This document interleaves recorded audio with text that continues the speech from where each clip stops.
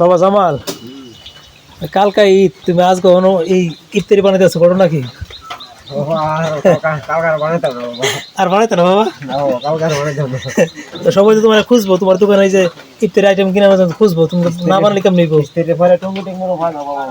টঙ্গি টিকের মুড়ো হ্যাঁ কি বানাবো বাবা? এই ইফতারি আইটেম মানে বাজামুড়ি আইটেম, পরোটা এগুলা। পরোটা বাজবা সকালে নাস্তা বিকেলে নাস্তা নাকি? আসলে তুমি তো অনেক পরিচিত, অনেক কাস্টমার আছে। ওই ঈদের আগে চালু করলো হইলে মানে ইফতারি আইটেম লাগে, তুমি ঈদের আগে চালু করতেছো না?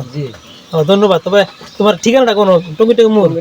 টঙ্গি টেকের মোড়, ঠিক আছে। সবাই আসবেন এই জামাল মিয়ার নাস্তার দোকানে। আর এখন ইফতারি আইটেম আজকেই শেষ, এই শেষ আইটেমের দিন আজকেই আর বানাইতো না। আগামী এক বছরের জন্য বন্ধ থাকবো। আবার সেই রমজান মাস আসলে এই পেঁয়াজু, বড়া, চপ, বেগুনি এগুলি কিন্তু এই জামাল সাহেবের দোকানে এখানে পাওয়া যায়। আসলে এখানে সবসময় কিন্তু ইফতার আইটেম চলে। হ্যাঁ আচ্ছা,